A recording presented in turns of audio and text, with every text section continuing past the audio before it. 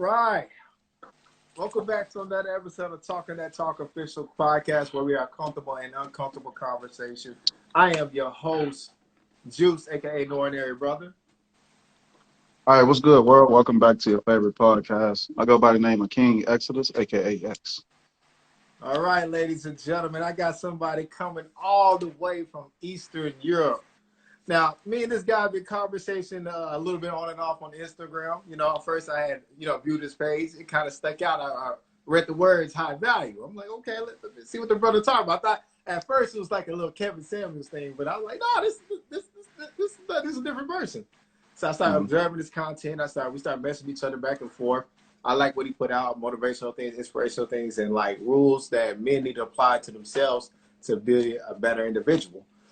This man right here is married, 3 kids, been married for 13 years. Let me put that out there. He's also a consultant and a master at the female nature. My brother, welcome to the podcast, Joseph. Appreciate you, Jonathan. Thanks for being here. All right. Let's open it up, man. Let's open it a little bit, man. What's your background, man? Like just so people can get familiar with you, man. All right, cool. I'm 36 years old. Like you said, I'm married, 3 kids, and I'm Norwegian, actually, from Norway. Okay. And we moved to Eastern Europe about 3 years ago, to Georgia. It's a fantastic place. And I got a background in business administration, but I over time turned more towards learning about female nature because I wanted to understand my marriage. Because I got married at age 23, got a baby at age 24, and second one at 26. Things were heating up real quick, and she wasn't enjoying it. And I was like, why is she not enjoying it? So that's my background of spending the last 9 years trying to figure out female nature and figuring out how we can have families function. Because there's so much dysfunctionality in families. And if society is made up of families and society is kind of wacko right now, then let's figure that thing out. So that's my lifelong quest. Okay. I like that. Key perspective that I like is that you're married and you went on a journey to understand female nature. Most people that kind of push these type of philosophies sometimes are single men. So I do applaud you for that. You're actually putting the work into action so you can see the results. So right. Can you briefly describe the journey? How did you exactly get into the journey? Maybe what books did you read? How did you tap into the philosophy of studying female nature?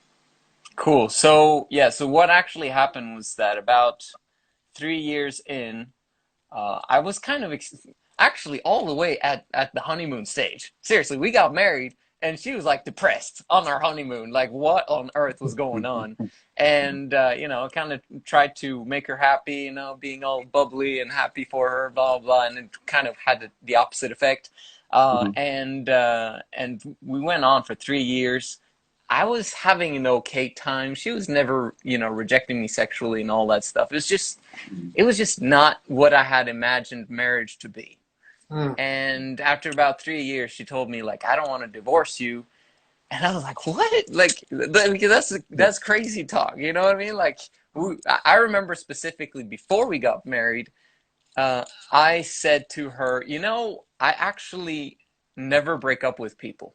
And it's true. I've never broken up with a girl ever since I was like, I don't know, 14 or something.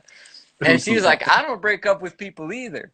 And so I was like, well, I guess it's us then. And that's what happened. We got married, and then she said that, I don't want to divorce you. And that's when I was like, hold up. Let's just sit down and let's just, I want to hear everything. Like, I want to hear it all. If you got secrets, if you got things, like, just whatever it is that's on your mind or whatever that's going on behind here, I want to hear everything, and I'm not going to judge you. I'm not going to have any problems with what you're about to say. And so we sat down, and she started bawling, like she started crying, because like I was willing, and I wanted to hear, and I was okay with whatever crap she's going to send my way. Because like that's what's most important, is for us to actually seek to understand each other so that we can take the relationship to the next level. All right, Juice, you got anything on that?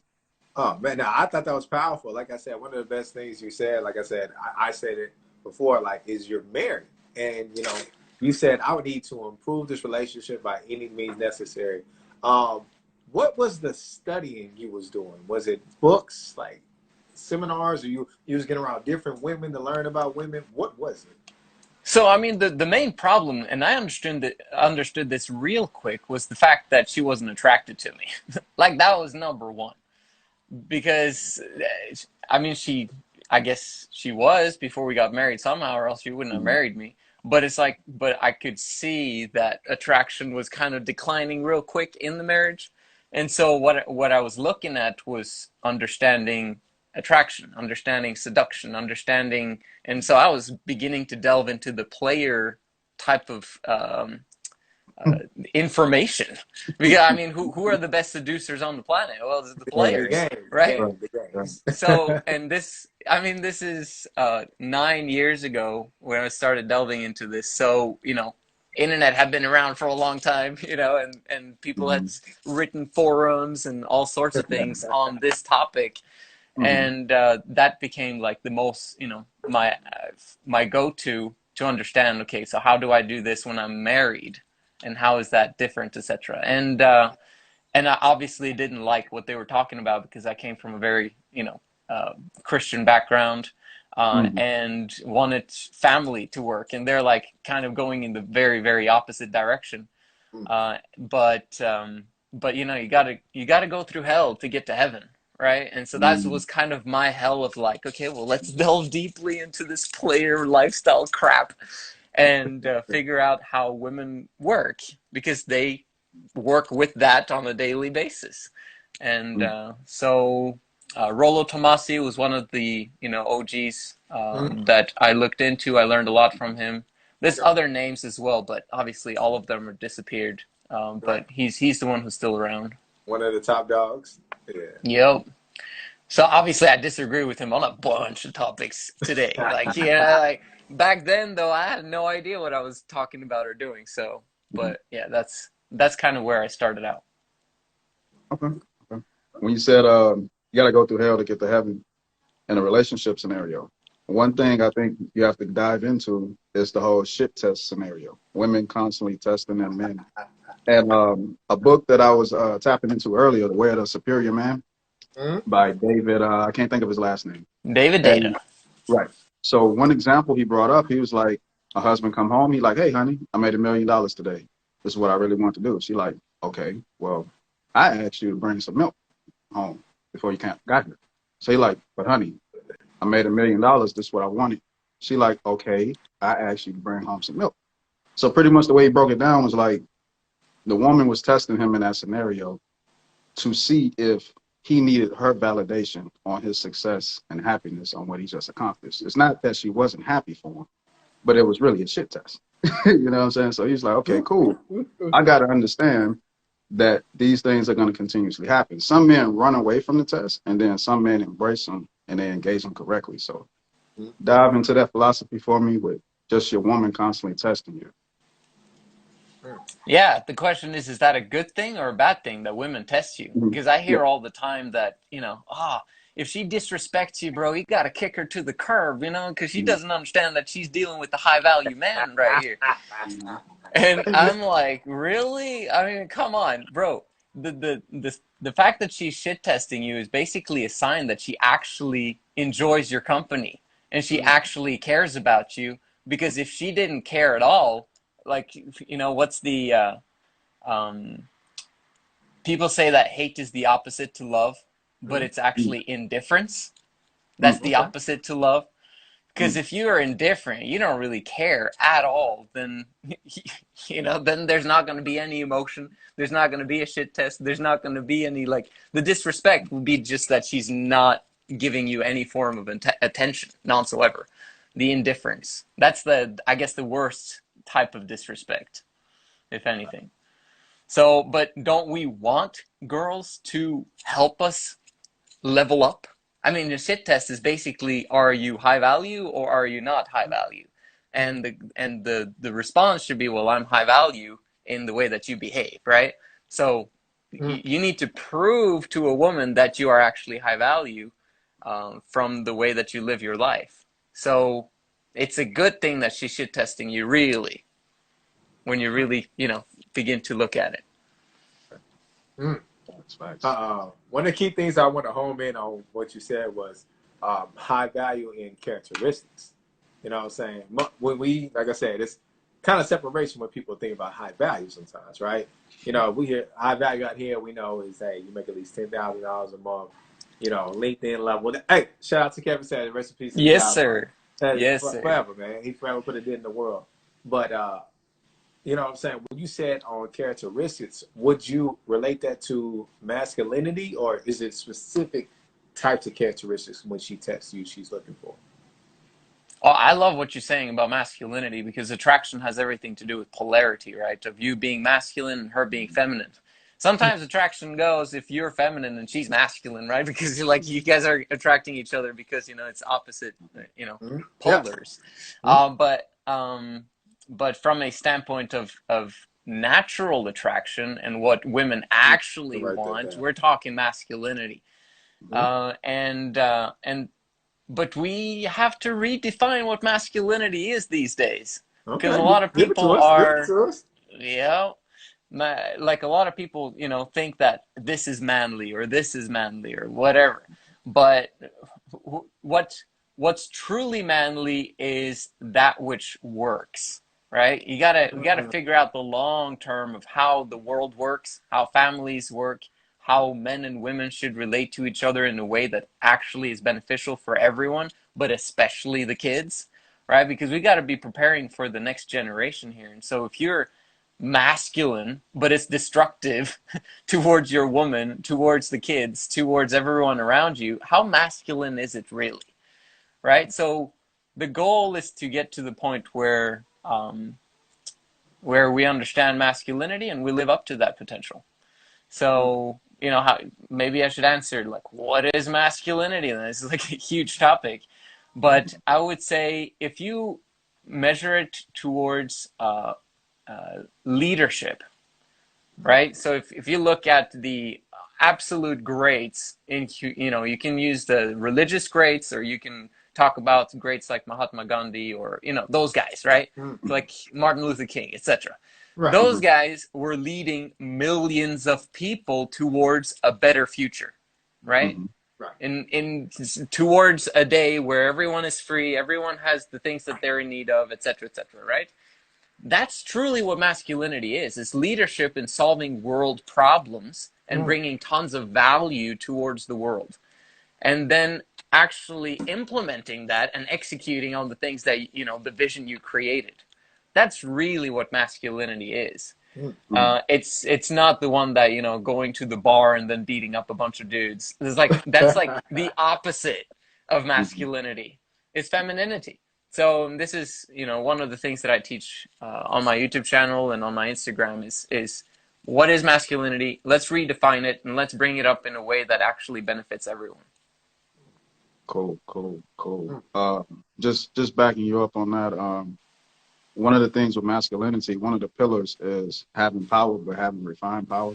That's the way it was broken down to me. So, of course, a lot of us can dominate our woman physically, of course, right? Or be more aggressive, but zone in on the power of having that same intention with love in a relationship. You know what I'm saying? And that can tap into, like, some men can give a woman their undivided attention, which may be like 30 minutes out of a day. Somebody else could give their woman, 4 or 5 hours. The woman that got 30 minutes of his undivided attention may feel that energy more so because it's more love into it, because it's undivided. So can you kind of tap into that pillar of masculinity as well? There you go. I was actually going to mention the word power, because that's it, right?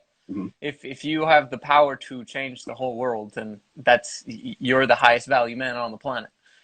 But yeah, bringing it back to relationships, it's an interesting one because, you know, if you have power, then you have the ability to lead a woman to do whatever you want her to do, Mm. right? But if you compare a guy who has the power to get laid, you know, I have the power to get, you know, to lead this woman to the bedroom and then leave her behind. I mean, how much power do you actually have? These days, it's easier to get laid than any other time in history, I think. It's crazy.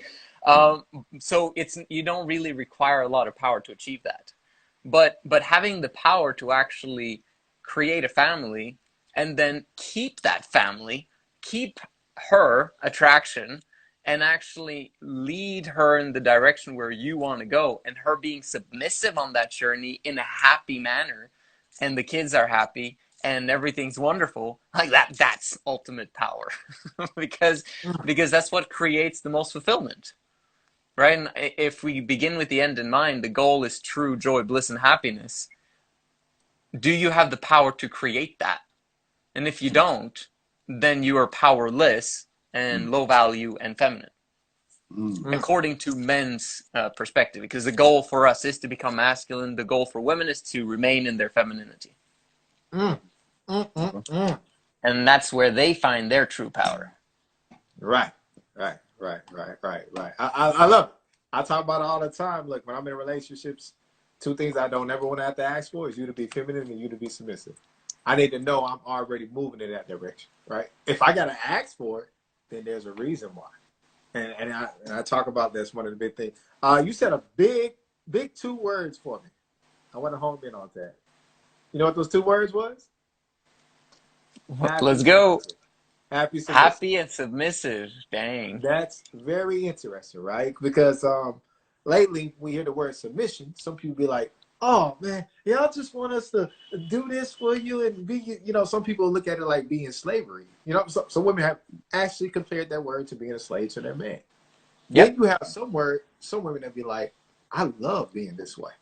He goes out there, does what he needs to do. I'm able to relax in their feminine energy. I'm able to produce for myself and for the kids. So tell me, how does a woman get to be happy, submissive? Like that was really I had to key in on that. I got to ask that. Beautiful. So, whose responsibility is that to be happy and submissive? Is it the woman's responsibility to make sure that she is happy and submissive? You know, like Will Smith basically said that she's got to figure out how to be happy, and I got to figure out how to be happy, and then we got to join together and be happy together. And it's like, that's not really how it works, though, because women just follow their emotions, and you know, they're just gonna try to enjoy the now in whichever circumstance they are in. But if their environment is crappy, they're not going to be happy nor submissive. And we've got to understand that we as men are the environment to women. And so if we create a sucky circumstance, then she's not going to be happy and she's not going to be submissive. And so submission, that word in and of itself is kind of silly because you as a man, if you do what you're supposed to do and you actually achieve being a leader in the relationship, then she will naturally follow you. And so, and that's not really submission, because submission really deals in, I have to be disciplined about my submission, right? And discipline, is that feminine or masculine? It's a masculine trait. So do we want women to be disciplined, meaning submissive, independent of circumstance, independent of the environment that we as men create? No, we want to create the environment and then her naturally follow us as a result of the environment we created. Okay. I like that. I like that. But this is tricky. This is very tricky because as a man, like going back to my relationship and how it was in the early days, because she was not attracted to me, this is key, I was low value in her eyes. But she was still trying to be submissive because that was the right thing to do. But since she was not attracted, then I was working more on the relationship than she was because I had more discipline, right? Now, That's some so bars right there. Let me write that down. as a man, do you want to be the one that works the most on the relationship? Mm. Because you're the environment. You're the one who creates, the leadership, right? Is she going to follow me? Or is she not going to follow me? Well, I need to work hard to make sure that she's happy and submissive, and that she naturally follows my lead. Well, the problem is the more you work for the relationship as a man, the less attracted she's going to be. Mm. Bars. Mm. Bars. So, So now we got an oxymoron Mm-hmm. on our hands. Okay. Basically meaning that they're opposites here. It's like, how can you take responsibility for the relationship, meaning that you're the one who has most capacity and the most discipline to do something about it, but the more you do about it, the less attracted she's going to be, meaning she's going to become less submissive. She's going to give you more shit tests, and she's going to disrespect you more. And now you're going to keep working on the relationship? What are you guys' thoughts or questions? I think the direction is you more so focus on the environment and the system, not so much the little things and microscopically. And that's where the energy will flow. You have to stay locked in, like, like a man being on his purpose. Like the shit test comes to be like, are you really on your purpose, and does your purpose apply to what we have? You know what I mean? So that's Boom. I love that. That's amazing. And that's the whole key. You hear about that all the time, is that as a man, you shouldn't be focused on her. Don't care about her happiness as much as you care about your purpose, your mission. Where are you going? Where are you taking this family? Or where are you taking this relationship? Where are you going? And if you are actually going in the direction of long term, I'm going to solve this. Long term, I'm going to make sure she's freaking attracted. Long term, I'm going to make sure that the kids are going to get everything that they need, et cetera, et cetera. And guess what? Money. That's where it starts. And very often, men are like, well, I want her to want me without the money. I want her to care about me, not the money or not the things that I can give her. And you also see guys that get girls while being poor and homeless and like it's screwing a bunch of women anyway. And it's like, so you kind of begin to detach, like, so is money important when I get women, and how important is it? Right? Because it's not the end all be all to women's right. attraction. But if you're going to create a family, if you're going to be a good guy, if you're not going to just be the player, money comes first. And this is why I teach voluntary celibacy to my clients and to guys that follow my teachings is put women aside for a time, bro. Like, get you right. Like, get your money right, get your financial situation right, work those jobs multiple, and create the financial cushion so that you can create a business and then create momentum. Now that you have momentum, you got the finances, then you can reintroduce women into your life. Okay. Let me play devil's advocate. Let's go. All right. What about the ones who say, I'm looking for personality? Personality over money. How do you? The women or the men? No, women. Okay, women. But I do love you always separate family from being the bachelor. That's one of the key things. I want to make sure people are understanding how you're talking. You're separating family from the bachelor. So yeah, go ahead, proceed. So your question is, I don't care about the money as much when women say that. Well, when women say, look, I don't care about a man having money, I care about the personality. Would you still have that man focus on the money or improving his characteristics as well, right? You have incels, one of the perfect examples, right? They're very antisocial. They don't have social skills. They don't have certain cue points that individuals who have been dating. Right. So what would be their focus? Would the focus still be the same for your teachings as the focus on the money? Or would you say, hey, you need to focus on getting your social skills up at the same time? I mean, to some extent, the women are right that they want someone who's socially dominant, right? Right. and that's really ultimate power, because if you are socially dominant, you can create any form of business that you want. Like, are you socially dominant? Like, that means that you're able to lead people to do the things that you want them to do. So if you just put any form of monetary transaction in there, you're making money, right? So that comes at the top of the echelon of attraction, but that's something that you got to work on throughout the rest of your life. It's not something that you're socially dominant and now you're No, good. that takes time. Exactly. And so all men should be working on becoming better socially. But the main point is I mean, also the fact that if women are focused on the socially dominant thing, which they always are, because that's what attracts them mainly, Uh-huh. they're thinking very temporarily, right? Mhm. Because, and they are now creatures, so we gotta allow them to be that. But we as men have to know that money is crucial for her long-term happiness.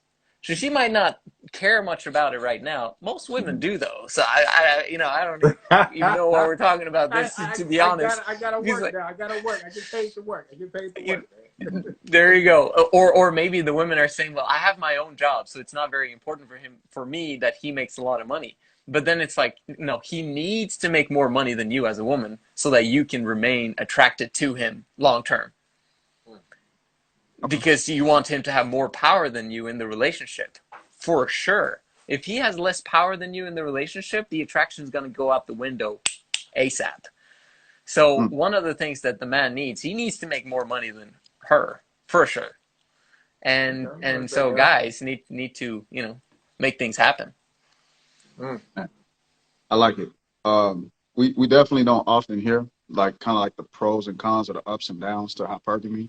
We only hear the money side and what that does, bringing the money to the table. I provide, I do this, I do that. Um, That's why I was confused, because he was saying I care more about personality than money. I'm like, that yeah, doesn't sound like women to me. Like, the right. vast majority of the time, unless they're already extremely successful themselves, then they care about the social dominance, because they don't really need that much money. But most women are actually in the I need someone with money type of situation. Okay, okay. And off of that, why do you think it's so frustrating for some men to build themselves up to be a complete package on a hypergamy part of the conversation?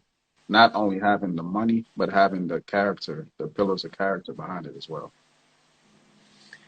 So femininity is a product of its environment, right? So Mhm. if my environment is bad, then my life is bad, and I can't do anything about it. And so that's basically the victim card. We Mhm. want women to be victims, like in Mhm. that sense, right? That they're, Mhm. because that's their nature. They're gonna blame something outside of them, because things are happening to them. Their emotions are happening to them. Mhm. So obviously they're going to be environmental creatures. Now the problem comes when men begin to apply the same principles without knowing, obviously, and they're victims of their environment. Whereas, like, things happen to them, and it means, like, women are rejecting me because of this, that, and the other, or I'm not Mhm. getting a job. And so, like, if they remain in a victim type of mindset, how is that going to change their situation? Nothing's going to change if you as a man don't change. So the goal is for you to have power, and that means that you have power despite your environment, that you actually are doing something to solve the problems instead of being a victim. So when men are blaming women for hypergamy and saying, oh, women are doing this and women are doing that, like, how much power does that give you to change the situation? Okay. Like, Yeah, are you you think are it's you a good. victim? Are you a Mhm. victim of hypergamy, or are you actually able to use hypergamy to your advantage? Because if Oh, you're the there it is. best man that she gets to choose, who gives her commitment and security, she will pick you every time, all the time. Mhm. I Okay. like, I like, I like. So One of you ain't got to get scared of hypergamy. but maybe you should be scared about monogamy. Okay, we're going somewhere. We're going somewhere. Oh He's man, taking forever. oh What man. you got on that? G? Oh no, I was. I think I just forgot the comment I was about to make. No, I was telling. Okay, I was telling X. I said, look, Mhm. I'm gonna be honest with you. I'm 31. You 30. Mhm. The options I have now is crazy because I'm not too young. You know, within my early 20s or mid 20s, to a point I can't get something older, and I'm also Mhm. at that line where I can still get something younger. Mhm. And you got to remember, as long as we keep rolling the ball and moving effectively, the options will expand. And the more money we make, and the more become, the better individual we become. So, I do want to ask. You say all women are the same. So, you know, what I'm saying I want to challenge it, man. Is there really a difference between the West women and the East women? Right. Okay. So, yeah, I live in this. I live in Eastern Europe here. It's now a bit more traditional here, Mhm.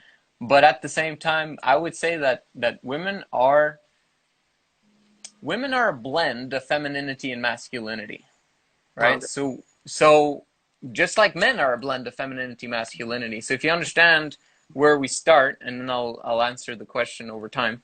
Okay. When we're kids, we have the same amount of hormones of estrogen and testosterone as women.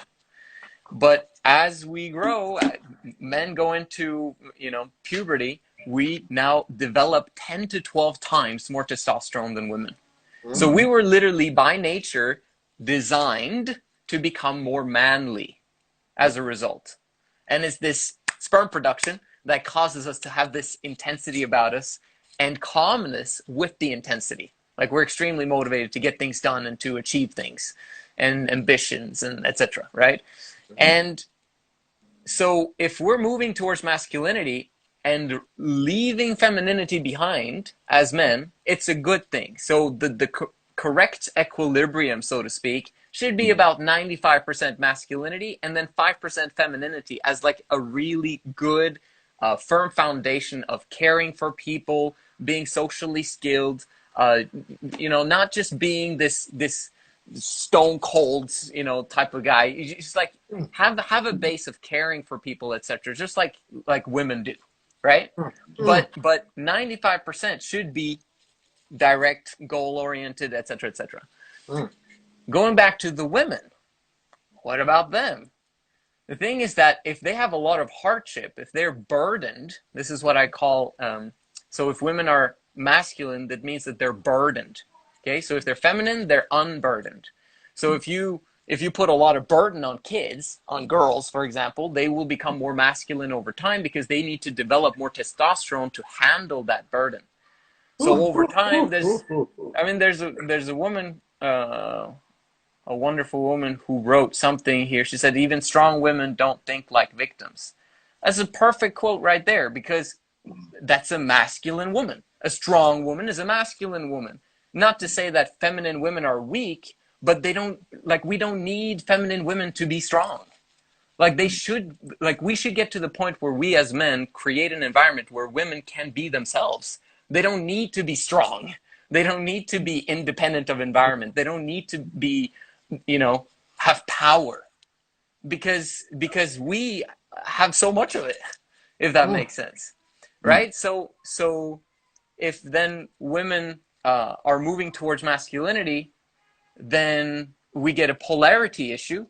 And we as men can be like, well, if she's going to do everything, then I can just sit back and relax, which is then going to destroy attraction and masculinity over time and everything that we're trying to create.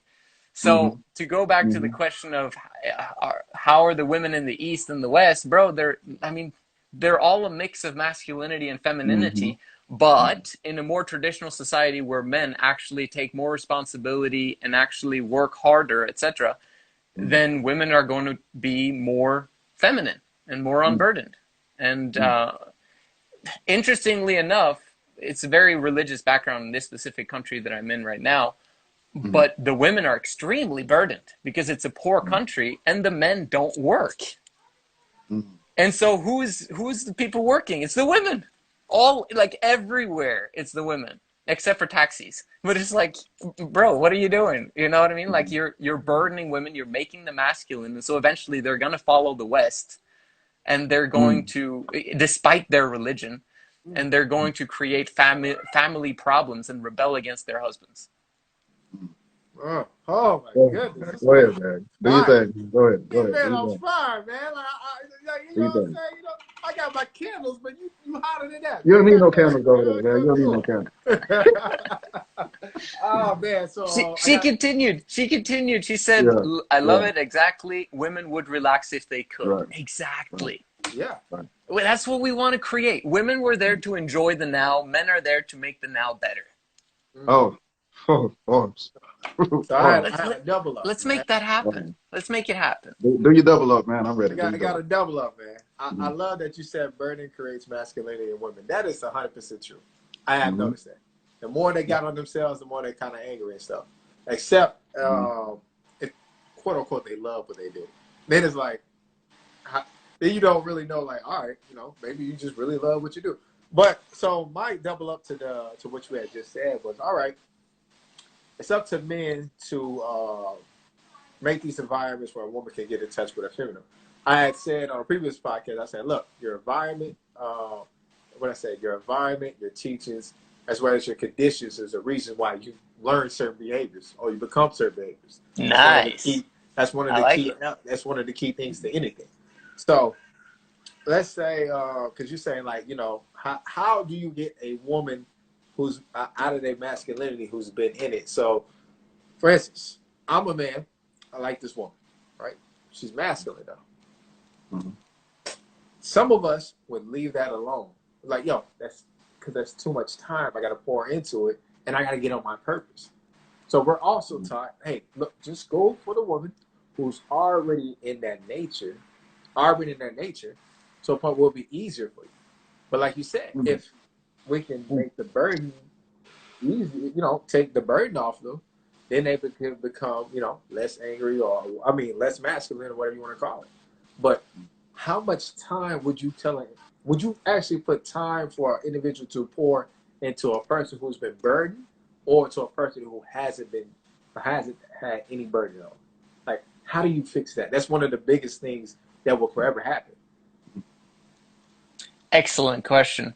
That's great. So I would divide that up between men who are already in lifelong committed relationships and men who are not.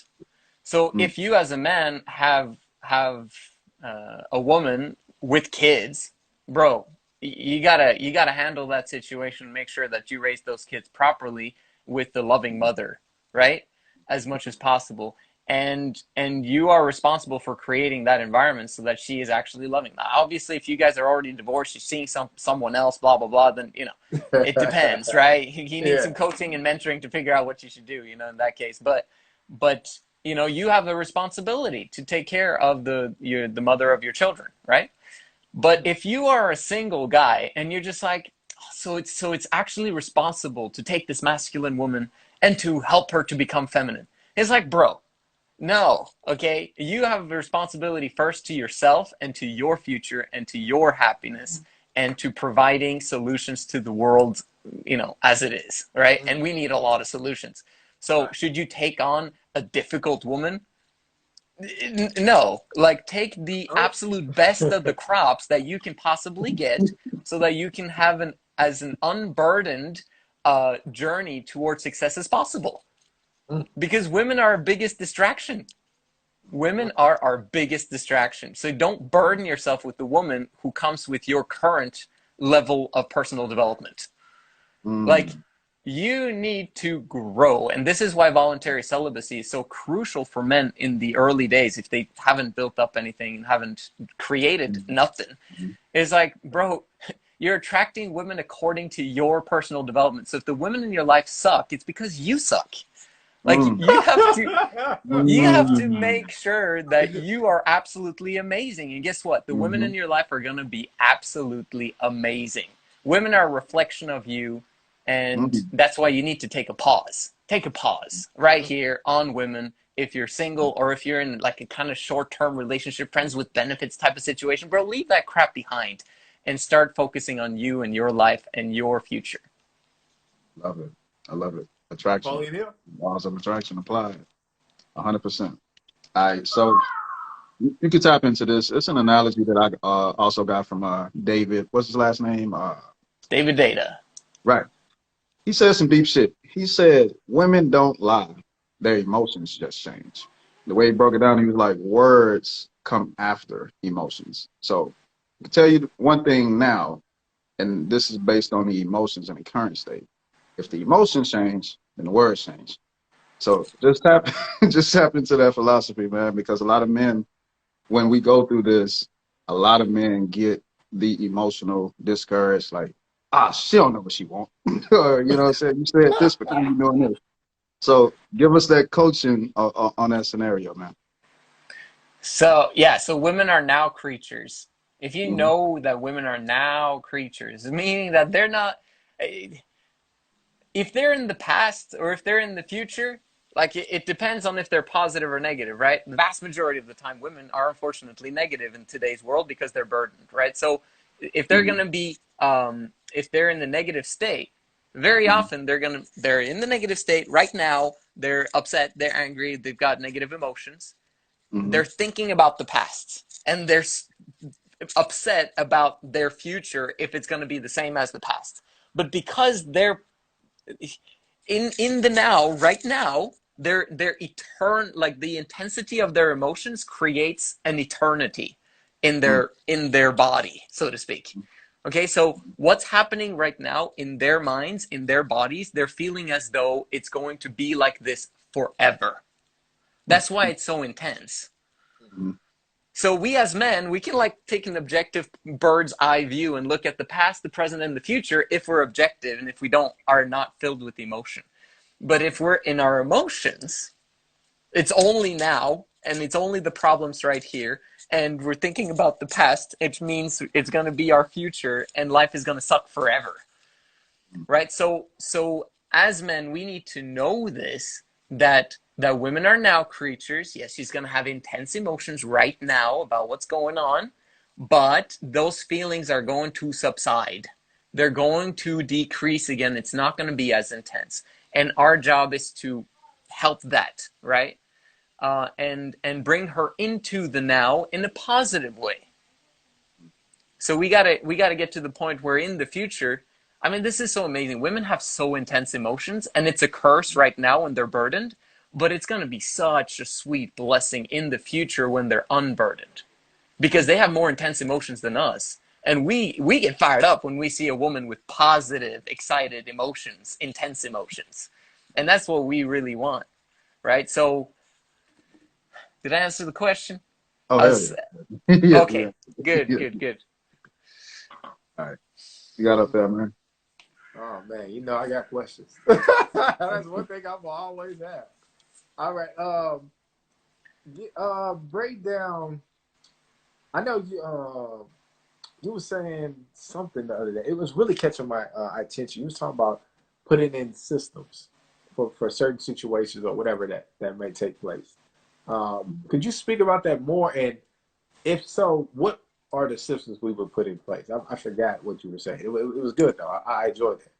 Mm. Dang, we're coming to the revolutionary aspect of this discussion, which is cool. We come back to it later if I need to. No, I love it. I love it. Let's go. All right, Let's go. go. So if we go back to the aspect of the man putting in effort and work into his relationship, in a relationship that where the woman is kind of checked out, she's not really attracted to him anymore, but she ain't got no better option, then Mm. she's gonna still be sticking around. And the more the man works on the relationship, the worse it gets because she's gonna be less attracted. Yeah. We have a huge issue on our hands because this is all marriages. This is all monogamous marriages. Now, so let's talk about marriage for a second. I've been married for 13 years. I know exactly what goes on. And you couple that with female nature and an understanding of that, then it's like, all right.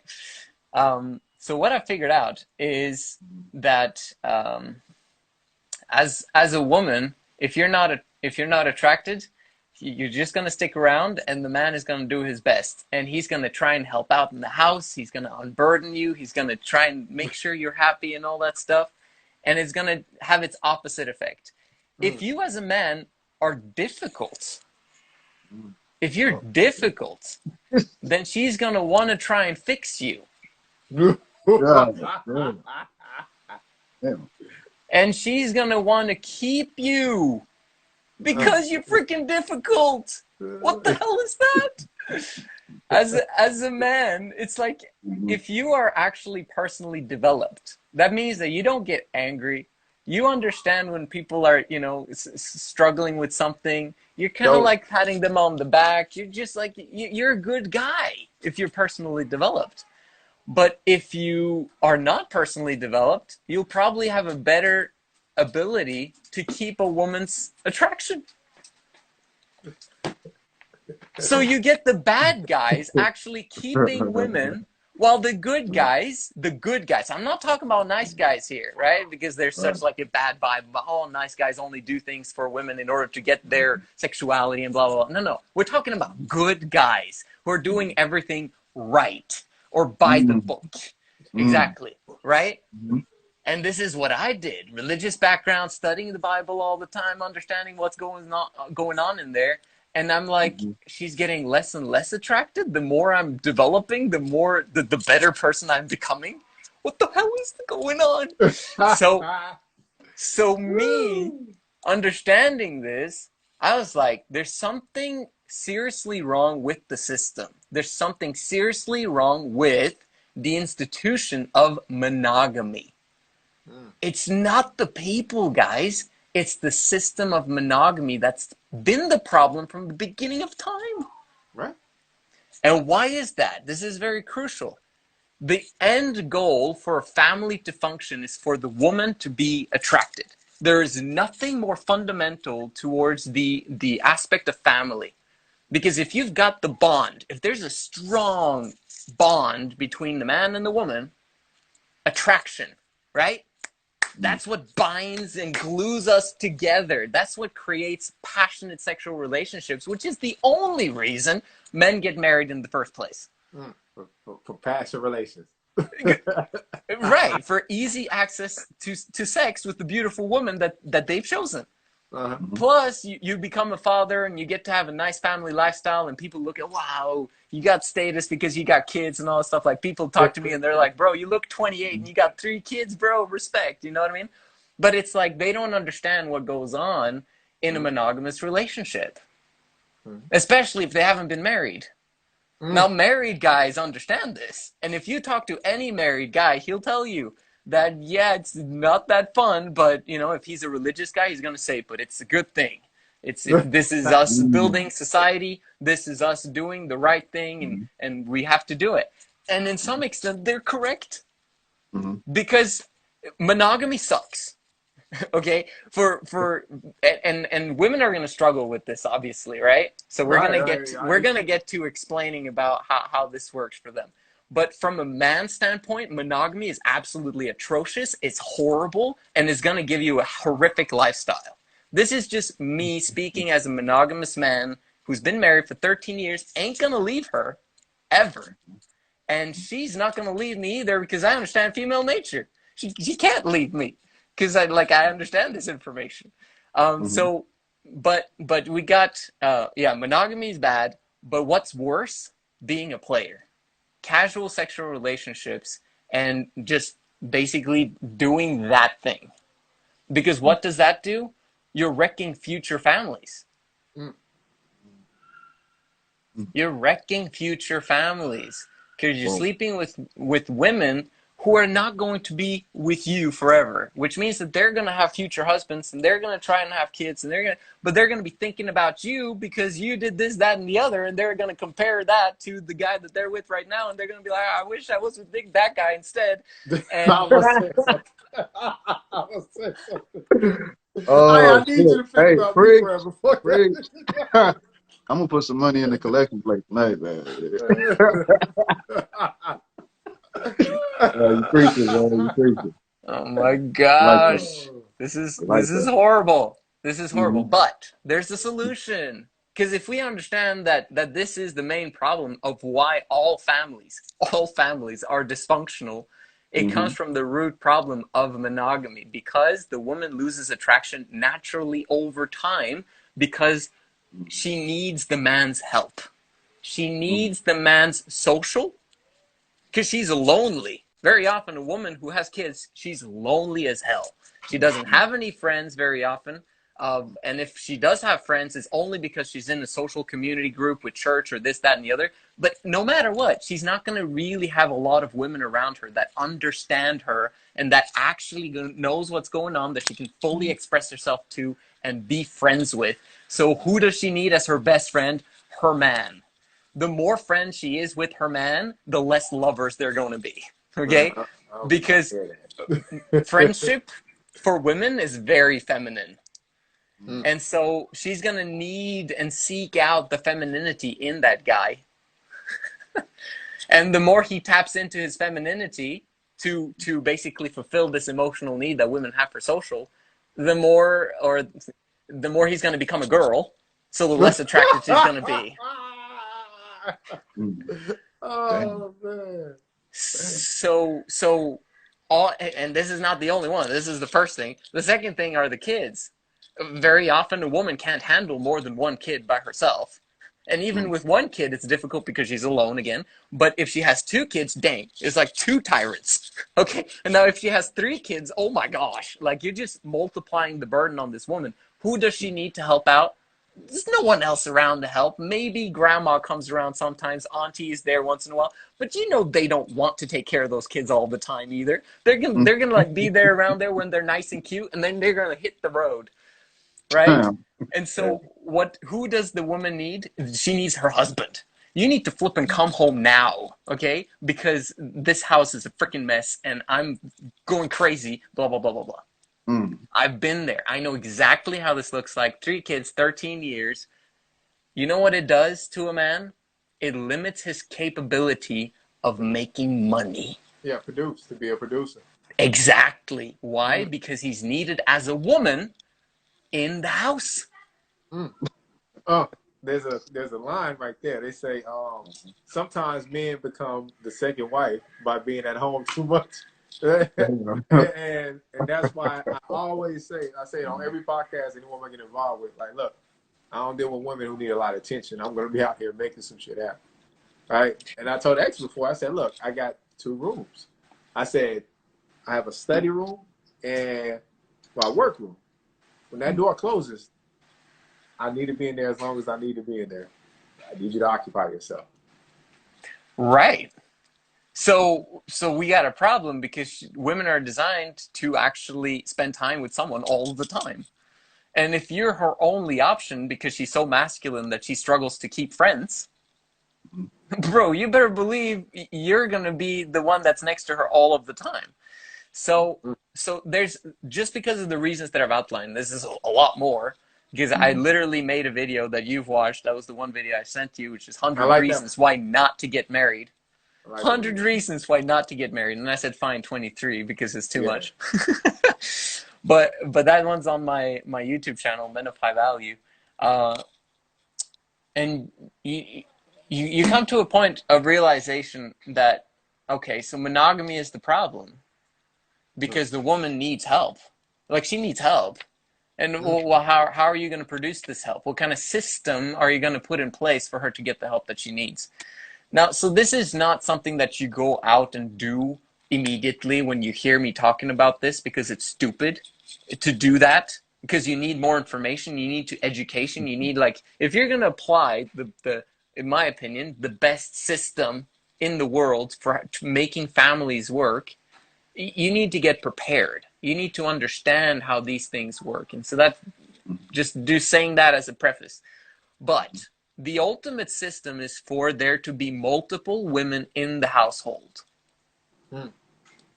Multiple women in the household. Okay? Women are going to balk at this all day long. Why? Because they're wired to never be left behind. They're wired to have security. And if you suddenly bring up women, other women, whoa. What are you talking about here? You're not leaving me behind.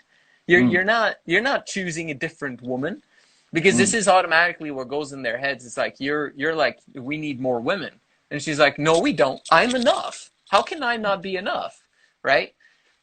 But they're not thinking long term. They're thinking with their emotions right now, and they don't know who this other woman in the future is.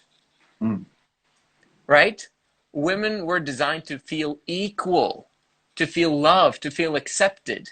And when a man begins talking about other women, she's automatically left behind. She automatically feels that she's insignificant. She automatically thinks that, oh, my husband's gonna love someone else more than me. Blah blah blah blah blah. And so that's why they're not going to participate in this discussion very long, and there's going to be a fiery furnace if you even bring this up in a relationship, if you're in one. But if you as a man understand how this system works, you will never ever leave it, because as a man, you know that your kids need multiple mothers, because they need to be not be neglected. They need attention. They need love. Preferably, they should be homeschooled, because you don't want to put your kids in school. Like, why would you do that to yourself? That's 17,000 hours of really waste, when they could be just learning, you know, as an example. That's a detour. But basically just telling you guys that, like, you want your kids to have the best possible childhood as possible. You want your women, this is the most important point, to always be attracted to you forever. And in order for you to receive the attraction of women in your household, you need to have more power than them at all times in all places. Because attraction has to do with power, and it has to do with polarity. If you have multiple women who share the load in the work in the home, they are unburdened, as long as you make a lot of money. As long as you make a, let me circle this money word again. Right? But, If she needs to cook food. You know, she has the babies. She needs to take care of them. She needs to vacuum the floor. She needs to make sure the house is cozy and warm for everyone who enters it. She needs to make sure the garden looks kind of nice. You know, obviously the man helps out a little bit there. But do you get what I'm saying? Like, all of these responsibilities that a woman has is just way too much for one woman.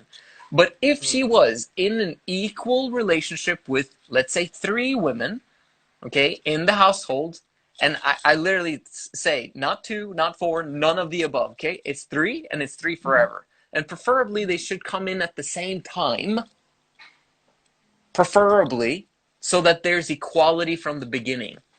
There's Right? no So that hierarchy because there wasn't a first no woman. hierarchy. There's no hierarchy because there wasn't a first woman. Exactly. Yeah, keep going, keep going, keep going. and yeah. And the attraction remains. Why? Because you're their only option, right? And you're a high value option because there's other women who like you. In monogamy, you don't see that. A woman doesn't see that other women are attracted to her man very often. And if she sees it, oh, she's territorial. But if she never sees it, she's like, no woman is interested in my man. Oh, that means he's low value. And this basically exacerbates the problem, right? When she sees other women interested in you, that means you are high value. And this is something that automatically happens in a 3 in love, as we call it, a 3 in love family situation. If you as a woman don't feel up to it tonight, right, to do anything with your husband, oh, there's another one that wants to do it. Suddenly you want to do it a little bit more than what you did earlier. Do you get what I'm saying? But in monogamy, it's like there's no woman interested in him. He looks like a slob. He's not doing anything. I wish I was someone else, you know, sleeping with another dude. Do you get what I'm saying? Like, this is what will go through their minds, but they know that you're going to freak out when they say it, but this is how they feel. You know? Women are extremely sexual creatures. Extremely sexual creatures, but good guys never see it. And so they believe that women actually aren't that sexual.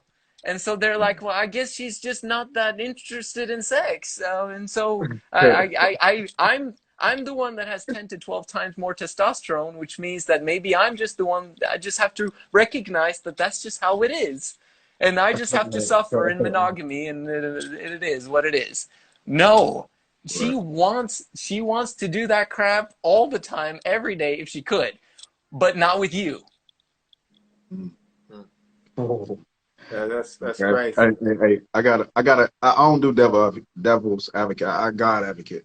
And God, one connection that I God advocate. I don't do devils. God. So one connection that I saw in both the premises that both of you brought up is when Juice was tapping into the East and West. And okay, the female nature is the same because it's nature, right? But if the systems that's set into place legally and what we call normality, it'll kind of defer to what we're talking about. So if we go more Eastern, like East, like Dubai and all that shit, if polygamy is the normality, the women won't necessarily rebel because it's normal. If we talk about over here, we'd be like, okay, well, polygamy is tapped into the nature, but it's not the normality. Well, we're going to get all the rebellion. So I think that's the connection to why he asked the East and West Yeah, conversation and put it on the table. it's a lot. Because It's a lot that goes if into it's that. not normal, no matter how much it's in tune with the nature, sometimes you're just gonna get the pushback regardless. And they go back to the comment we just got, like we can get a nanny and a maid. We ain't gotta do polygamy. You know what I mean? So it's always gonna be some type of pushback, even if it's natural based on what we call normal. No, that's perfect. I mean, we appreciate that women are speaking this way because Mhm. it's a tough one to swallow for them, and that's okay. We understand. It doesn't mean that it's not the right thing to do, and it doesn't Mhm. mean that it's the thing that is according to nature. And Mhm. maybe there's like maybe it's almost like a trap designed to stop us from ultimate joy, bliss, and happiness that we had to figure out as a species. That, oh, so it's actually like this. Oh, Mhm. okay. You know what I mean? Like it requires our seeking of deeper truths in many ways. Mhm. But I mean, I can respond to the aspect of the nannies and the maids thing, although I do mention it explicitly in the my video, Would Monogamy Work If Men Were More Masculine? And that's Mhm. one of my videos on my Women of High Value channel. So I've got two Check it YouTube out. channels, Men of High Value, Women of High Value. On the Women of High Value one, I teach more about femininity, masculinity in this direction. But the nannies and the maids. So there's this really um, rich dude who's the owner of Success Magazine, multi millionaire. His name is Darren Hardy, written multiple books, etc. And Mhm. he was explaining that he's rich, and Mhm. his they needed, obviously they had kids, so they needed someone to help out in the home, and with all sorts of things, right? Mhm. Especially cleaning, etc. And so he's like, well, we can hire this woman, we can hire as many employees as you want, right? Because I got the money. And she's like, no, I Mhm. want you to do it. And so it's like, question, why do some women want the man to do it and be in the house with her? Well, you have to realize that women very often don't like having other women in their home. One, because there is a potential that these women could steal her man. Man. Because if Mhm. she's younger, the nanny, Mhm. the man's like, dang, but at the same time, he's like, oh, but, I'm not going to say anything because my wife is here. That type of scenario, that happens. And that's bad, obviously. Um, but it could also be the fact that women just struggle to get along with other women in general. Right. This is also one of the reasons they don't want three in love, because they struggle to get along with other women. They're afraid that that's just going to be eternal hellfire inside my home, and I don't want that. Mhm. But the nannies and the maids, it would be wonderful if they could get along with the wife, Mhm. but you'll find more and more that they struggle with it. I've had literally 15 Funny. different nannies in my household over these last 13 years. Why Talk can't that we talk. have just one consistent one? Talk Well, that. it's because they come and then they leave again because they've got more important things to do. Or they come into the house, but the woman sees that she does things the wrong way. She gets upset with her, and then she fires her. And it's just like so difficult to get consistency, which is the most important thing in Mhm. family lifestyles, of something that actually works long term. Mm-hmm. So it's very easy for a woman who hasn't been married, who doesn't have kids, to understand the the intricacies of bringing Mm-hmm. more women into your household that are not there all of the time, and you have to tell them how to do this and how to do that, and you have to train them, and then they're there for 2 weeks because they don't like you, or Mm-hmm. they feel inferior to the superior employer as a woman. Anyway, I could go on and on about Nah, you're making how, a lot of sense. I was just about to get to that too. yeah, I mean, it's intense. It's way better if you can get three best friends, like best friends, to live in the same household, to share the same trustworthy, high value man. He will never ever take on any other women. And he simply does his part in bringing in the dough, and you Mm-hmm. guys just enjoy your life. Okay? You guys never have to work. You guys never have to do anything other than just enjoy your life Mm. in the home, take care of the kids, go out, go dining, Mm-hmm. just fun activities all day long, whenever you want to, two different cars, who cares? The man is out making tons of money. And you're Right. actually fueling him with tons of motivation. Like, think about it. A man who has 3 women, he's going to want to get work done real quick. Mm-hmm. Because he's going to come home to these women. Now, if he doesn't take care of his responsibilities and doesn't provide, then he's going to get a lot of backlash. And then suddenly you wouldn't want to have 3 women. You know what I mean? If you can't take care of them and actually support and provide for them properly. But if you Bars. can, they'll reward you. And it's actually going to be absolutely amazing. Bars. And you just broke down the difference between like family and somebody on payroll. Somebody on payroll not going to share the same energy and sync versus somebody that's in a family structure with you that's doing that. And you have to trust them with your kids. With your Right. kids. Right. I go, oh, I literally had one nanny who left, and she was like, "Oh, I forgot my earring. It was a pearl earring. Could you see if you find it for me?" Bro, we couldn't find it. You know what happened? 3 days later, we find a freaking huge white pearl earring with like this nail Mm-hmm. sticking out, Mm-hmm. right? Yeah. Right with the baby, right? In the diapers of our oldest son. Yeah. Oh. Yeah. Yeah. We went to the emergency room. Fortunately, nothing happened. It was all good. But oh my gosh. Like, this is something that wouldn't have happened if we had women around who were not just on their phone all day, because Right. that's what nannies do, and they don't really care about the child. They just want the $10 an hour or whatever. Mm-hmm. While the mothers would be like, "Oh my gosh, like we need to make sure safety and security and take care of blah, blah, blah." It's very difficult to find good, honest people who are willing to take care of your kids. And this guy here, he says, having a nanny is common in Nigeria. Most of my sisters have one. Eventually, there's either some misunderstanding, or they steal something, or get Mm-hmm. replaced. Right. Right. And if you have women that already are in line with each other, you don't have to worry about any of that stuff. Yeah. Okay. Exactly.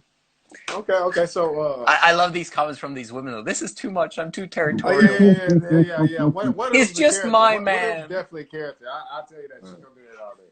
I But love but but I love that they're saying that, though, because it's the what I've noticed. And this is Mm-hmm. no offense to the women here, because we love you. We love you, all of you. And I'm not blaming anyone or saying that you're this and that and the other. But you'll notice that masculinity is polygamous by nature. Femininity is monogamous by nature. The more feminine a man is, and I'm not necessarily talking about, homosexuals or anything like that, and we love those guys too. I'm just talking, the more feminine a man is, but he's still attracted to women, the more one-itis he's going to have. The more he's going to be zoned in to one woman. He's going to be monogamous. But if you're masculine, bro, the more masculine you are, the more you understand that you have the power and the capability of having multiple women, and there's no reason why you can't have that. Like, as a masculine man, you feel that it's part of who you are, right? But as a woman, guess what? More masculine you become, the more polygamous you become. The more you basically move towards the structure of having multiple men, because Right. you want to. So the more manly you are as a woman, the more you're going to need more men. Mm. And the more feminine you are as a woman, the more you're one man. Whew. Man. Hey, yeah, He said it right. don't He, sleep look, on that. He just broke down when women be like, well, why can't I do it if he can do it? He just broke that. He just nailed it I perfectly. was about to say, He it's just nailed all it. in female rap lyrics. So what they say, I'm gonna get this nigga to pay for this nigga, and I gotta keep. They tell you straight If up, you and they're if you need more multiple men, you're if not you. satisfied by any of them. That's why you need multiple. That's what it is. Like, This man's on fire, man. woo, Hey, look, man. woo. I got Hey, 15% out of his consulting hey, in case, you know what giving I'm saying? game. Yeah. Use my link, talking that talk. Hey, but look, I got another question, Juice. If you ain't got one, you got one. No, I go ahead, got. go ahead. We're gonna have fun with this. Until All it's right, so time. Until it's oh, time, of course, no problem. Let's go. I love hey, it. so what's the importance of a man's age as it applies to the whole narrative of the conversation? Like, should a man engage into this family structure scenario at an earlier age in his youth? Maybe 30, maybe the parameter for you. Is there any age that you think a man should wait till he engages into this whole high value building a family structure type of scenario? Absolutely, for sure. Like I said before, this new requires intense preparation, and Mm-hmm. we even have something we call stamp of approval. Like you should be approved by other peers, to be ready for this type of men of high value lifestyle. Bro, Mm-hmm. I'm not even approved yet. Whoa. I got to bring that up. I got to bring Whoa. that up because people are like, "Well, you're monogamous. You got one wife. Well, how come you don't have two other women?" You're like I preaching was it about like to as bring if that you up. have it, Wow. bro. And I'll take it down. I'll explain why. I'm not ready. Mm-hmm. Okay, so and I'm 36, Wow. right? Why am I not ready, bro? I ain't got my financials ready yet. Man. And So I haven't unburdened my woman enough for her to attract the type of women that she wants. And so if we got a burdened woman on our hands and we're trying to seek for unburdened women, there's going to be some intense inequality going on there. So I got to have my financials right to the point where she can feel mm-hmm. unburdened, feel nurtured, feel that I take care of her Mm-hmm. for us to bring two younger ones on, if that makes sense. So I'm not ready financially. So if I'm not ready, you're probably not ready. All right. So You gotta statistically, keep it real. You gotta keep it Yeah. real. yep. Hey. So there's two things that you got to get good at in life. Only two things. And this is why you don't need to go to school. Okay? You don't need to go to school. There's two things. You got to get good with people. You got to get good with money. That's it. Huh. You get good at those two things, baby, you're on track, right? So where do you start? Well, okay, I need to get good with people and I need to get good with money. Great. Get 3 jobs, work 80-hour work week, and do that until you have found an exit strategy, because now you're creating a hell for yourself. Who would want to do 80-hour work week with 3 jobs? Not many for very long. But this creates a hell that makes you obsessed about finding an exit strategy, meaning a side hustle, a business that actually replaces the incomes of those 3 jobs. This is the mentality that I teach people to do. And this is replying to your question about how old should a guy be. Who cares about the age? If you're ready, you're ready. But most people aren't ready. So, and this is what you got to get ready in. So one good qualification is: do you have 100K USD in net worth 100K. and 10K a month? 100K. Kevin Samuels was onto something when he said that, Mm-hmm. but because of inflation, that number is rising all the time. By It's the way, different. Right. right? So you It's you real. need to Look, keep increasing it. But 100K. but in general, if you've got business momentum and you have those qualifications, and you're obviously, if you're doing business and you've had 3 jobs, you're gonna be kind of sort of good with people in general. Mm-hmm. But you have to master female nature as well. Mm-hmm. And that's crucial for you to actually create the equality and the harmony amongst the women that you need to be able to do in order for you to start this type of lifestyle. You don't want this to be ruined or to be messed up. at all. Hey man, you talking, man? You talking? I'll be anecdotic, not to cut you off, but and Juice, I want you to be anecdotic on this as well. From Right, go ahead. personal experience, let's say a man is dating a woman, right, in his youth.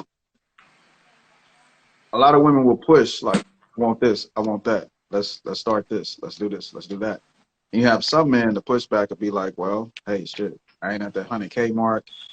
I don't have this. I don't have that. I need time to master this. I need this. I need that. And some people would take it as like, okay, well, cool. You're not serious about me. You don't want these things. And some men will be like, well, I want these things, but I know where I'm at. I still got progress in my journey or whatever the case. I've seen these type of scenarios happen time and time again. Some men will get misread because they're being honest about where they at that particular moment. Mm-hmm. So any experiences y'all got on that, you know what I mean? Like I said, I've seen it happen time and time again. Some men won't put themselves in a family structure if they know they already don't have certain pillars to provide, because they don't want to go through it and face certain type of chaotic situations based on where they at. So whatever y'all got on that, on y'all personal experience, those are things that I've seen time and time again.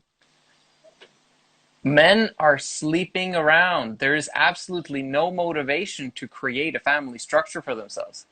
Mm-hmm. If the man is getting the cookie, why should he settle down? Mm-hmm.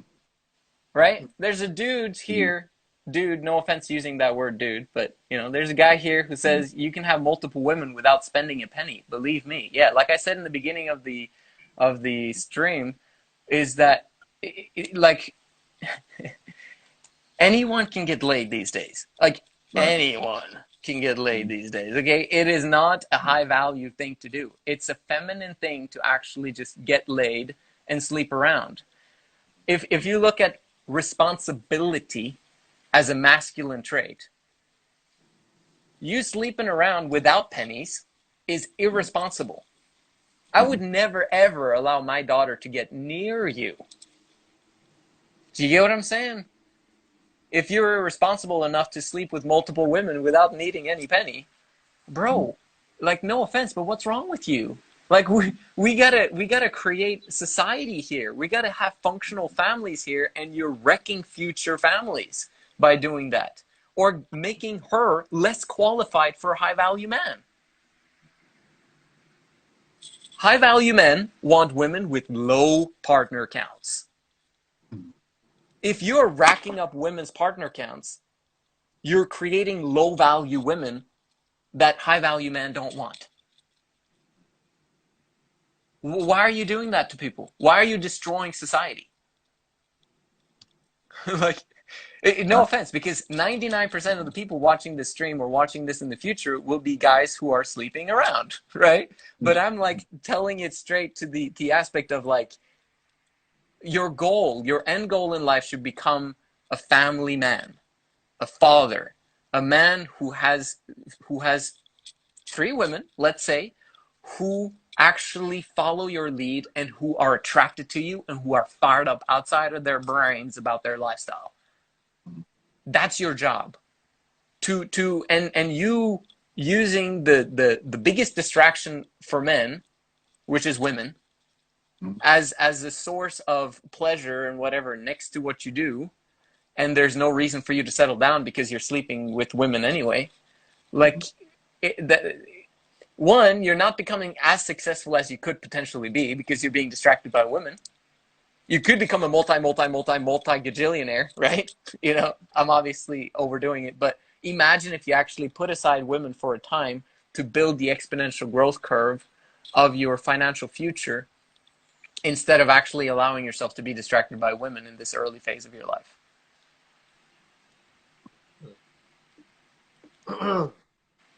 So, a somber moment. oh no.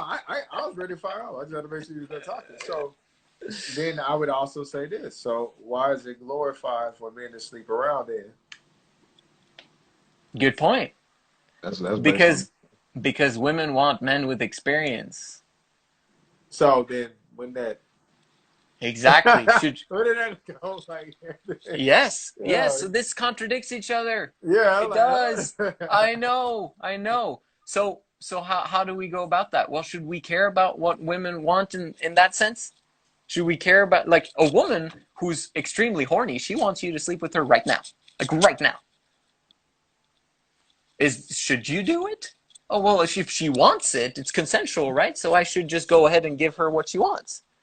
No, the right thing to do is say no, because you actually don't want to commit to this woman for life. and you're not ready to do that. Like, you sleeping with her is you basically becoming married in many ways. Right. That's on a religious level too. It Having is sex on, with a person. and I'm not even preaching any religion. I'm not even like this is from a like nature way of explaining it. If you want families to work in the future, if you want this woman to actually have a great time long term, and you don't want to destroy her, just think about it this way. Every guy, when he has sex with someone, he wants her to have an amazing experience. The more amazing experience she has, the worse that is for her future if you're not around. Mm-hmm.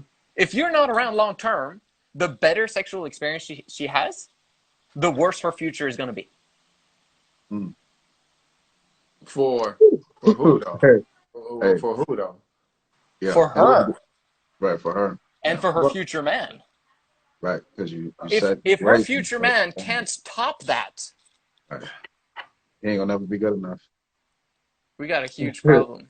ain't no, gonna never be I good mean enough.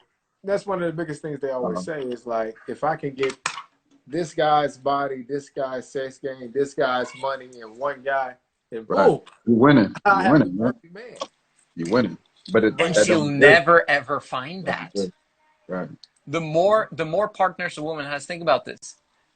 She will find an amazing quality in every guy that she's with, right? Every guy is good at something that women enjoy, right? God. But there's very few guys that are like top 1% or top 0.1% in every single thing that she has found in all the guys that she's slept with. Right, So she's going to compare all of the best qualities that she's ever had with anyone else with the future potential guy she's going to want as the father of her kids.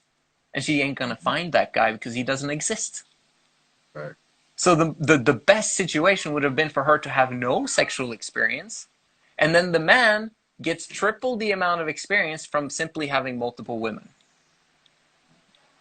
But so it's so much better if we could come to a society where men are virgins when they commit and where women are virgins when they commit. But the only way to do that is systematically, as men, to create that type of society. So, like I said, it's revolutionary what we're talking about. No one does it. It's completely different than what you've ever heard before. But facts. everybody be there virgins. Virgins there's be some married, baby. there's some That's deep. facts. There's some That's deep. facts in here.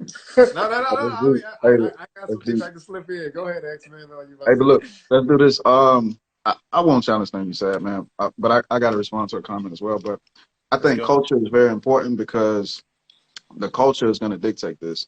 And even if you come from a household where you get this kind of game and knowledge and information, society can overrule it at the same time. Like if the music say for a man, I'm fucking this amount of women, I'm doing this, I got the money. So most men are gonna aspire to be what they want to reciprocate in culture because culture is telling them this is what a man does.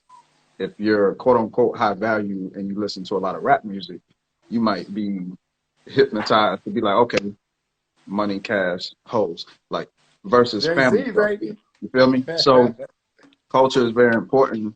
Like, and I would say like you can still build a family structure, but you have to know what type of family structure befits your principles and morals. And I don't think a lot of us actually do that knowledge and information and research, like to take it to that extreme level. So if you letting society and the music and everything else dictate how you want to archetype your family structure, well, you're already lost because now you're dealing with the chaos that comes along with what society says is key. So 100%. you have to dig within yourself and figure out what kind of morals and principles you want to facilitate within your family structure. Like me, I'm like, hey, cool. I'm 30 years old. For the first time, I said, like, if I create a family structure, I want to have my own Bible. I want to have a compilation of books, knowledge, resources, information, rituals, practices, nutritional diets, and compile that into what I call my Bible, and then have that be the family structure that we facilitate within my family structure. A lot of people will just say, hey, get a job, pick a woman, have babies, and figure it out. If you've done that part already, you're already following what society says is normal. So you pick and choose your own chaos that you allow into your own relationships and family structure. One key part of masculinity that I like is that um, a lot of men that's really masculine, they follow the philosophy that I have to make sure that my planets are in orbit. That's my responsibility. I have to make sure all of my planets are in line. So that goes back to the family structure and not following what society says. So whatever y'all got on that. Uh, now, the only comment I was gonna make is because we keep talking about men of value, high value, whatever you want to call it, but I do believe there's separations within those groups at the same time. One side preaches family. You got one side that's really a bachelor, right? Mm-hmm. They talk about this all the time. Both men can work with each other. They don't judge each other's lifestyle, but they still are able to go out there and produce. It's very important to know which role you want to take, right? That's why they say there's lions, and then there's what? Tigers. Tigers be the ones that roam the earth. That's the bachelor. Lions are the ones who want to create the family and keep family structures and principles along the way. So, good. At some point, though, we have to come to a realization of actually what works. Like, if you really take it to the extreme, it's like, okay, it's between me and Andrew Tate. We both agree on the business aspect. You got to get money. You got to do the branding and the success and the marketing, etc. Blah blah blah. And yeah, I want to drive around on jet skis and Lambos and all that stuff too, right? And I'm not there yet.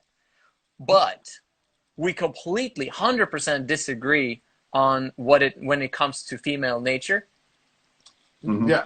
Although we agree, I on 95% of the stuff, we 100% disagree on how to build up society, in my opinion. Maybe I'm wrong. Maybe he believes the exact same things, but he believes in sleeping around, and he encourages men to sleep around.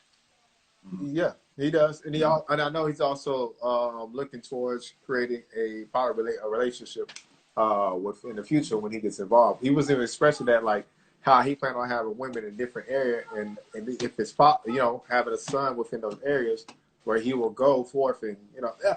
As his philosophy is like, it's just one of a kind, bro. It's one of a And to kind. add on, not to cut, but okay, so cool. Like multiple is not the focal point. Structure is. That's what that's what Joseph was talking about. Like Thank you. multiple in a structure is more effective than just multiple. So okay, cool. I can outperform you if my structure is intact, my foundation is locked in. So that go back to the story of 300. Like you had 150 warriors, right? That they were fighting for their they were couples, right? Yeah. A lot of people use these war tactics. Like, so in war, I'm going to be stronger because I'm fighting for my mate is in battle with me. So I'm going to tap into a higher potential of power because I'm fighting for love, right? So that gives me an extra edge. It makes me more responsible. It makes me more aggressive if I got to tap into that particular space. So there are going to be blockages based on how we pick our structure and foundation when it comes to love. So I would just throw that in there. It's all about structure, right? So the person that's more so has more freedom and access without the structure, you could be successful, but it may be limitations on that success versus somebody that's actually fighting for a stronger purpose. So I would say that there are I have to make sacrifices at this point that Andrew Tate doesn't have to do, right? right. So like I have to be responsible for my kids. I have to make sure that that we have a happy marriage before I take on multiple women, right? That's the responsible thing to do. So again, it's no offense to Andrew Tate. He's probably a great guy and we probably have a great laugh, you know what I mean? Like sitting around the table. But in general, I'm willing to make that sacrifice because I have more peace in my life. I have more knowing that I'm living in line with integrity and congruency, and that I'm actually building up Keyword. people's lives, and that for me is way more important than any money that I could get or any success that I'll ever get in the future. Is me knowing that I'm on the right track, doing the right thing, and focusing on helping build a brighter society in the future. Like I want my sons to know that I did the right thing in terms of being an example for them. And, you know, a lot of people would say, well, you're trying to have multiple women. You know, how could you be a good example? No, I'm going to be a good example because I understand female nature and I understand what they need in order for them to be happy long term. That's why you have two. That's why you have multiple lioness within the lion's pride. Fact, though. Integrity. That was one of the key words. Like I said, one of the main points I want everybody to observe is things that are getting pitched out revolve around family. Men who will want family. That's the main thing. Yes, sir. I gotta keep saying is if you're listening to this, it's talking about men who want families, right? But that's why I had kind of threw it out there at the same time because there are men who get to these levels. Like I said, they're just more so tigers. They're not looking for family. They're more so they're not looking for legacy. They're the ones that like Jamie Foxx. He's now dating somebody, but we know Jamie Foxx to always be a tiger. He's always dated around. He never really settled down, and he doesn't want kids. We would still say he's more that type. But he was with that one actress for like a very long time. I can't think of her name, but he was in a long-term relationship. I can't think of her name. Jamie, we've been known for the last like 20 years. 10 years. He's in a long-term relationship. They put Jamie and Leonardo DiCaprio. They put them as tigers. Right, exactly. So, I mean, you just bring it back to what is it that actually works, right? Because that's my definition for truth. I always like to throw that one out there. The definition of truth is that which works in the long run and in the big grand scheme of things, right? So if you understand that one, it's like, okay, well, maybe pimping doesn't work long term because it destroys a lot of lives. Maybe it don't work for me to like get 10 kids from 7 different women without while still having peace in my life. You know, it's kind of like you have to understand you want passion and you want peace. You got to do those things that will actually bring that about consistently for a long period of time. And so in the beginning, I make some sacrifices, but long term, my exponential growth curve is going to go through the roof because I actually applied correct principles at an early stage in my life. And bro, imagine 14, 16, 18-year-olds hearing this information today. Oh my gosh. Like how far ahead of the curve they're going to be simply from understanding this information, being voluntary celibate, building up their financials from an early age, getting the experience, and then waiting with women. And then when they do take on women, they take the absolute best women in the world to join them in their family, to have kids with.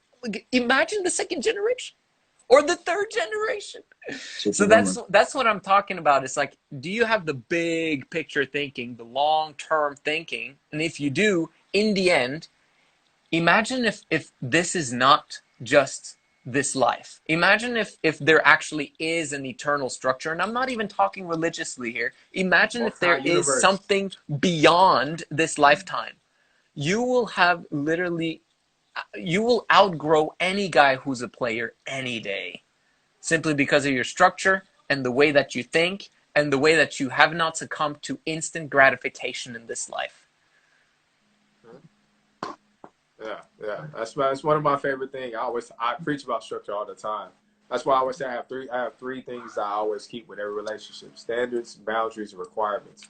You keep three. Those are the 3 main ones. You need boundaries at all times. That's where you keep yourself from being disrespected and let us, you know what I'm saying? It's a lot that goes when I do that type of stuff. But I think one of my last questions to you was, when did you realize, like, it's time to attempt the pie nature? I know you said you're looking for your woman is looking to select the women for y'all, or are y'all doing that together? Because you have some individuals be like, let the man do it. The woman will be like, I want to do it myself, or y'all doing that as a unit? So I, both, right?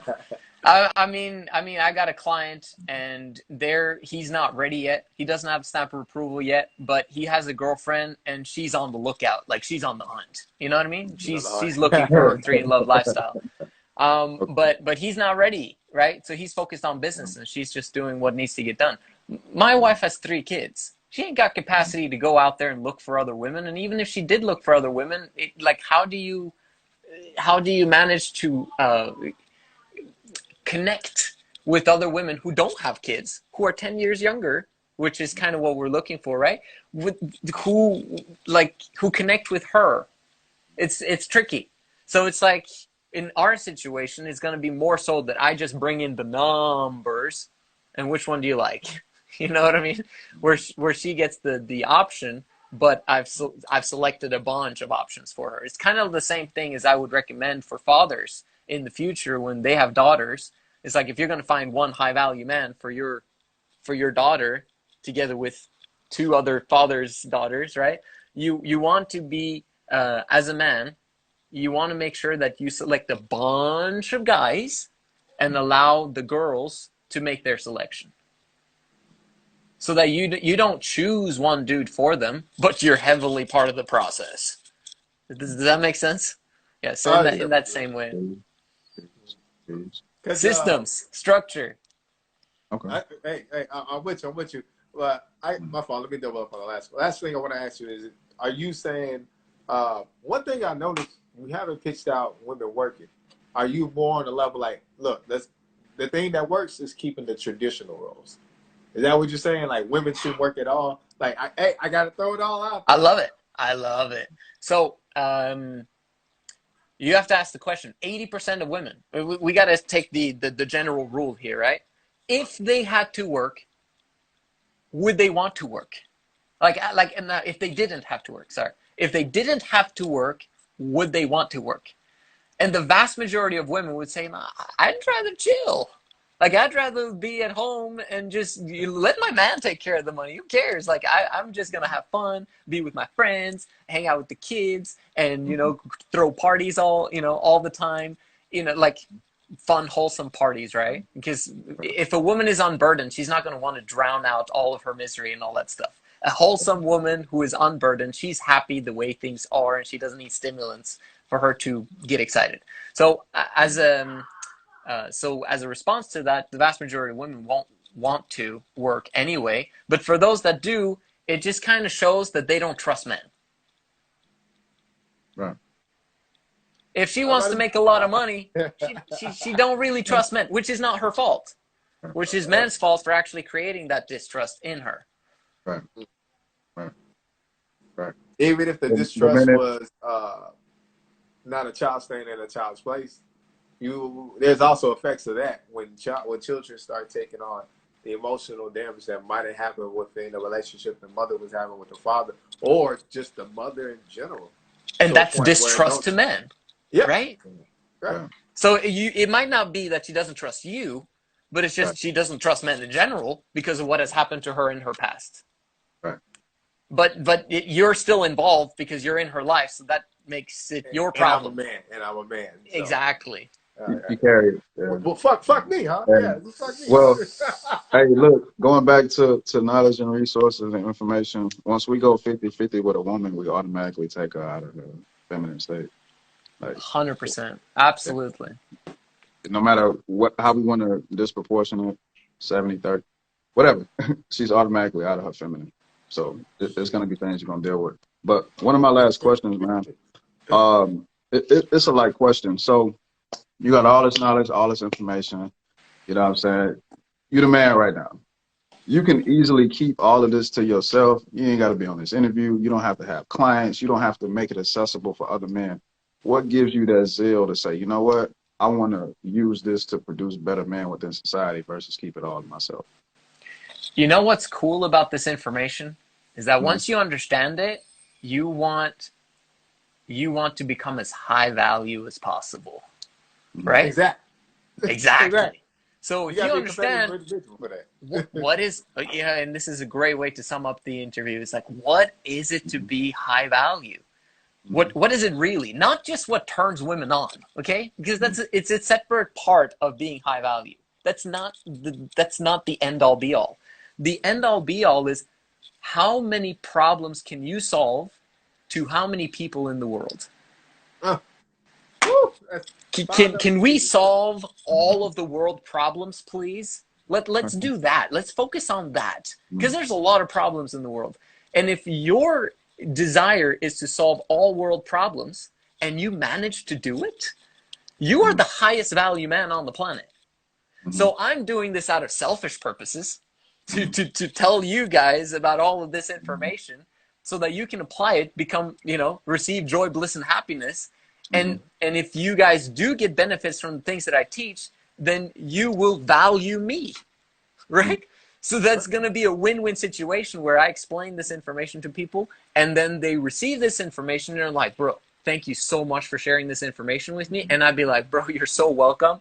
We're doing this. Let's all become high value, and let's compete about who solves the most problems to the most people in the world, right?